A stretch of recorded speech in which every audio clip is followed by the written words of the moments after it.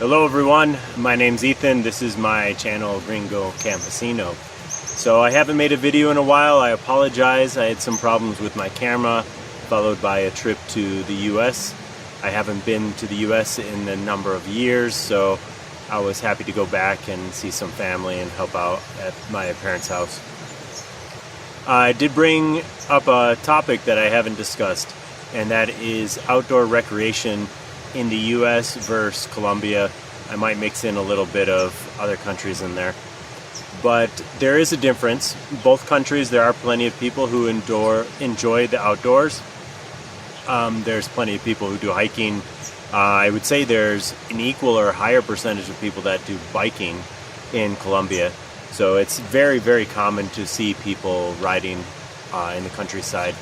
Obviously with bikes, it depends on the type of bike, either be a mountain bike or a street bike. The roads are often not as wide here in Colombia, so you will frequently have to watch out for cyclists on the road. But mostly I'll be focusing on hiking and camping. So what I did notice in the US, because I haven't been there for a long time, things have changed a little bit, so I'll go over that. I did go to Colorado. My family live near Chicago, so that's where I was most of the time this last trip to the US. But I did make it out to Colorado, a place that I used to know very well in my early 20s, so like 20 plus years ago I knew it quite well, but I haven't been there for a very, very long time. First of all, I'll mention the people and kind of what people expect and what people are going outdoors to do. So there's a little bit of a difference there. I think in the US, predominantly people are going to escape the city. They're going to see wildlife, to relax in nature. And I think that is a little bit different in Colombia, even though that does of course exist. It's much more common in Colombia to see people like walking on the trails with a speaker, for example, which I find extremely annoying and frustrating. But, being that it's not really my country, I don't feel I'm the person that should speak up, though sometimes I do and ask them to turn off the music. I'm trying to actually be in this natural, beautiful area. But most Colombians don't seem to mind, apparently. On top of that, I see a lot of people when I'm out finding a trail. Usually it's like a waterfall trail. It's frequently on private land, so people have to pay to get into this private land, and it's usually the trail is fairly well maintained. But on top of that, the owners frequently want to milk it for what it's worth, and I don't know, they'll put in a restaurant or they'll encourage people to bring lunch with them. And so it's not uncommon to see weekend warriors, carrying a styrofoam box with a hamburger from the local restaurant. And to me, that's extremely weird. And, bringing food, that's not so weird. But Americans generally bring a snack, a granola bar, something like that.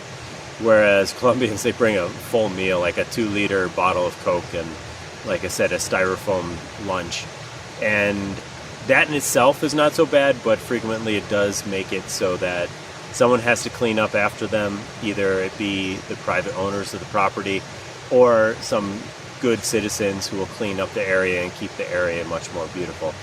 So I think the average is different in the US and Colombia as far as people recreate. There are some annoyances in the US though. I find it laughable how much gear people think they need to go for a few mile hike. Like hiking poles and Gore-Tex jackets and emergency blankets and all of this stuff. And that's fine if people want to do that. I just think it's laughable. It's a waste of money, in my opinion. I see 12-year-old kids walking in flip-flops next to someone in $200 hiking boots. Just seems a little unbalanced there.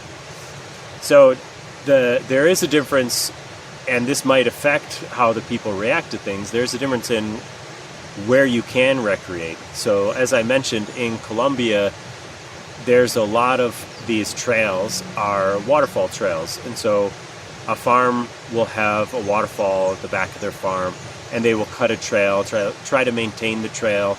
It will usually be pretty well maintained. but it's private. There are national parks in Colombia, but they handle them in a very different way.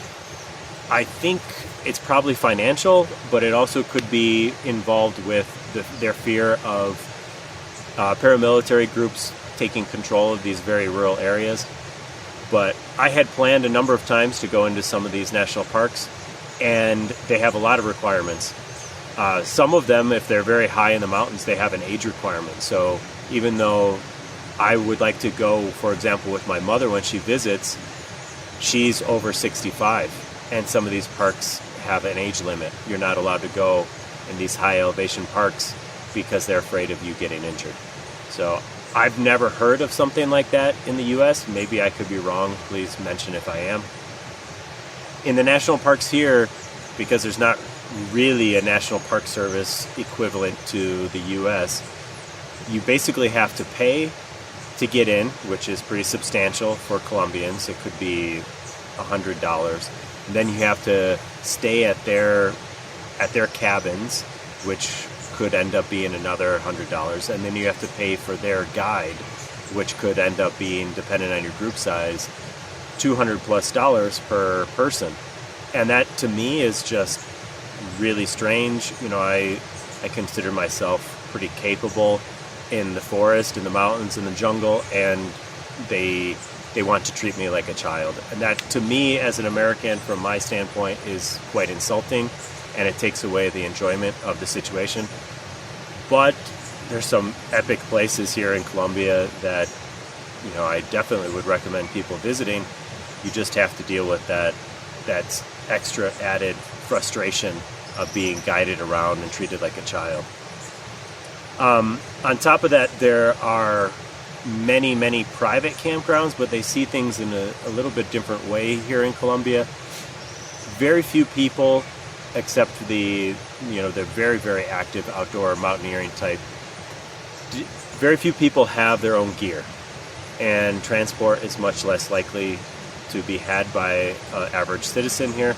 So a lot of these private campgrounds, they will have what they call glamping here. That kind of makes sense, like glamour and camping. So you'll have a really nice tent, frequently with a full bed and everything. And yeah, that can be nice, but it does end up being really expensive.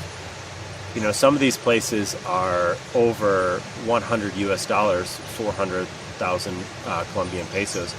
And that's just not reasonable for most people.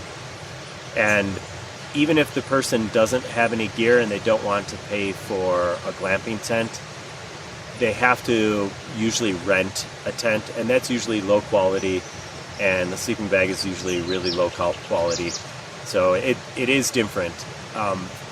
Frequently also the access is different. So in the US, what's really frustrating for me is these campgrounds being taken over by people with $100,000 RVs and vans, having Starlink and watching movies and blasting the movies.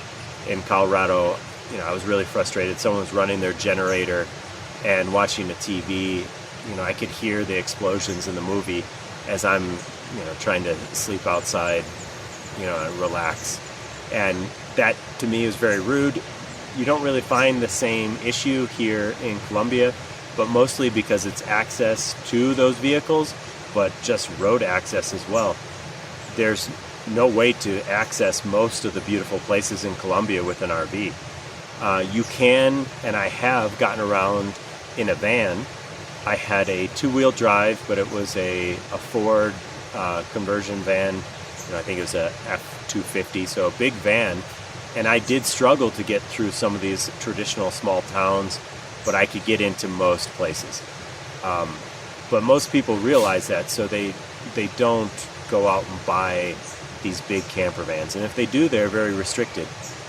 You will see, even down to Panama from the US, you will see a lot of people choosing to buy big RVs, and that's just not reasonable in South America. As I have been through Mexico and Central America, it's a little bit more reasonable, but it's the grade of the roads in Central America that sometimes makes it very difficult. And here in Colombia, I would say next to impossible to enjoy yourself. You'll just be stressing about how to get around if you're in an RV. So Taking one step further and talking about the trails, what can you expect? Well, Colombia, as far as I'm aware, except for a few exceptions, there is the Lost City Trail, and you need a guide. That's along the coast, the north coast, the Caribbean coast of Colombia, and that's a hike through a lot of indigenous land. So that's a guided hike, and that's a long hike. That's multi-day. But other than a few exceptions, there are not long distance trails. You know, the U.S. has a number of them that are over 1,000 miles, and some of them have little shelters that you could stay, but you're not being babysat through any of it. You're on your own. Of course, there are people that are there to help you if you need them, park rangers and the like, but you're mostly left to your own devices. I grew up doing that. I love doing that. I wish I could continue doing that, but Colombia, it's just not an option. I can't just get my bag and go hiking. That being said, there are a lot of two-track paths, or four-wheel drive paths that go way up into the mountains in certain areas. And if you're willing to take an aerial photo and just follow this path, or if you want, you take a mountain bike, you take a dirt bike, or if you have a really good Jeep, something like that, go up by driving. You're not going to be supported. The difference is, though, even though you're semi-wild areas, you're going to come across farms. And one comparison in that, there are very few people that live as rural as people live in Colombia. In Colombia, because people have less transportation, there's also a little bit more infrastructure. There's little shops sometimes.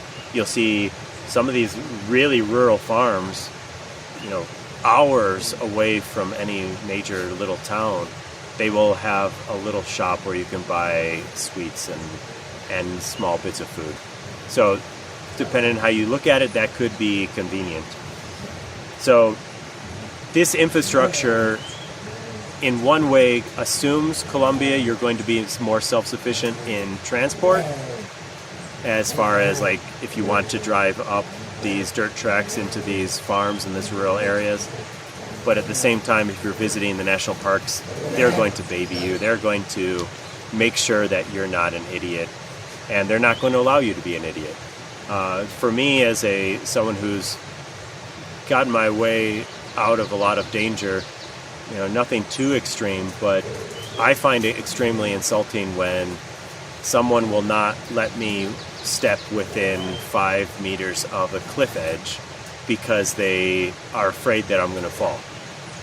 The way I look at it is my own damn fault. It's my right to be an idiot. However, they don't see it that way. So if you are hiking in some of these private areas, one specifically I was thinking about I think it's Putumayo district in the south of Colombia, there's the Fin del Mundo, the end of the world trail. And there's this amazingly beautiful tropical waterfall that's probably 80 meters tall. And very easily you could fall off of it. My instinct to just walk up to the edge and look over it. But I had people like physically grabbing me saying that I was not allowed to do that. To me, that was very frustrating. It kind of ruined the experience for me. I had no plans on jumping, or I definitely didn't have any plans on falling. But I guess that's just the different way of thinking. So there is a kind of wild camping in Colombia, but you will find on occasions when I have done it, be it either in my van when I was traveling around Colombia and Ecuador, pull off some dirt road and just kind of set up shop. It's probably someone's private land, but generally they don't mind. And if you see someone, you just confirm, and it's usually okay. In the U.S., alternatively, there's an option that I've never seen or understood that you could do here in Colombia, and that if it's federal land, you can stay, unless it's signed otherwise, you can stay for, I think in most states in the U.S. it's less than a week, but there's no problem to pull over for a night or two and wild camp. And it's definitely not a problem if you're hiking in, federal wildland and you set up your tent somewhere, unless otherwise stated. that, as far as I can tell, unless you're high up into the mountains and you have some kind of permit, I understand that is not a thing whatsoever. Hopefully I will find that out a little bit more, find out a little bit more about that soon. As far as wildlife, I would say there is wildlife in Colombia, and hunting is illegal in Colombia, but because there are more people that live in the countryside closer to actual nature, I will say it's much more rare. Here in my area, the mountains, I saw, I think it was last year, there was a farm that lost, I want to say over 10, maybe 15, 20 animals due to some predator. And some people were saying it was a bear, which is possible. There are Andean bears here. There are also pumas and very potentially jaguars, though I think it would be more likely that they were pumas. And most of the farmers, they don't have, if they have a gun, it's usually illegal. But they definitely wouldn't have a higher powered rifle to really be able to take down an animal like that. So I think what a lot of people do, and it is illegal, but I'm sure it happens, is there will be poison, there will be, trapping, things like that. And so because there are people living in those areas, it's not like a Yellowstone where you can walk for 5 days and not see another person, and you feel like it was a couple hundred years ago. That outside of certain areas like the Amazon, that's not really a thing here in Colombia. So wildlife is its own unique thing. You go in, like I said, the exception, Choco rainforest, Amazon rainforest, and some other pockets of wild area, you can get into those areas. But even though there will be more wildlife, you might find the wrong type of gorilla as well, the gorilla with machine guns rather than a mountain gorilla. So all that being said, I just want to recap. There's a lot of cool stuff with camping in Colombia, but just don't have the same expectations. And when you're overlanding, if that's what you choose to do, driving around, I've been through a lot of Colombia in my van with my dog, exploring some of these areas. I was quite disappointed with the access and how far it was between certain campgrounds. The iOverlander app is great.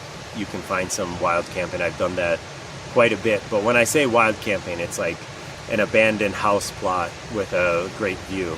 I've done that before a couple times. I've found an old electrical dam access path, for example, that I camped down before. That type of thing is possible to find, but you really have to plan if you're camping and traveling through Colombia and trying to do a lot of these outdoor activities. I think you have to plan better than you do in the U.S. In the U.S., you can look at a map, or I'm sure on Google, though that kind of ages me. When I'm used to it, I was actually still using a paper map. But you look at a map, I would find a river, find a place on national land, and I knew there would be a campground, unofficial, but a wild campground in that area. So when you are overlanding or trying to travel through Colombia, try to make a few more plans. Look at the iOverlander app. Maybe, if possible, call ahead. Figure out how far you have to drive, where fuel stations are if you're very rural. That type of thing I would generally never have worried about in the U.S. So take all this into consideration.